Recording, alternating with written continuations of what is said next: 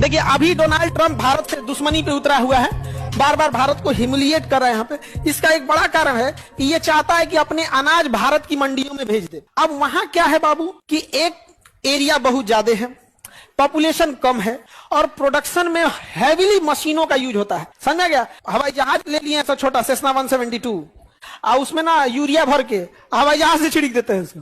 अपनी हवाई जहाज में घूमने को नहीं है, भर छिड़क दिया। रीजन क्या है? उससे जमीन कितना है? 1000 एकड़, आपका 1500 एकड़, आपका 3000 एकड़, आपका पूरा जिला हमरे वहां ऐसे जमीन है अमेरिका में।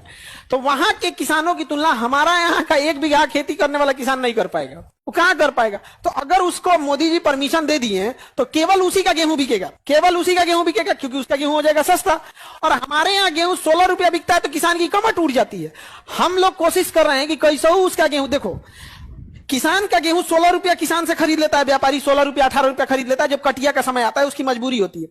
समस्या ये नहीं है कि उससे 18 रुपया, उससे भयानक समस्या समझो, किसान से 16 रुपया 18 रुपया खरीद लेता है तो बाजार में आटा 22 रुपया 23 रुपया बिकना चाहिए। ना ना ना ना, 40-50 रुपया बिकेगा। यानी बीच का ये जो फायदा है ये किसान को नहीं है, ये उस रईस इंसान को है जिसके पास एक गल्ला है, गोदाम है रखने के लिए। यहाँ पे इसका मतलब 2% लोग को फायदा के लिए 98% लोगों को भुगतना पड़ रहा। और इस पे अगर अमेरिका का गेहूं चलाएगा तो कहेगा खुलेआम हमसे ले लो 16 रुपया, तो किसान कहां जाएगा?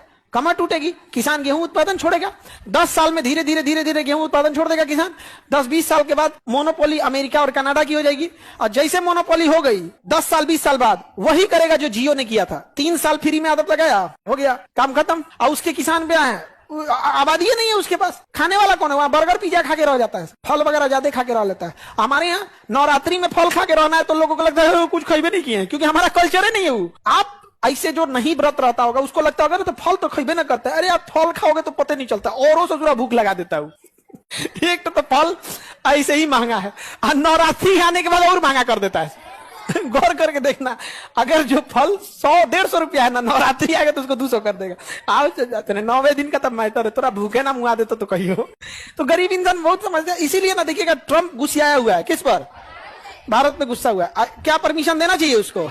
बर्बाद कर देगा हम लोग को। हम लोग किसानों के लिए लगे हुए हैं कि क्या कर दे किसानों के लिए। और हमारा तो अंतिम स्टेशन क्या है?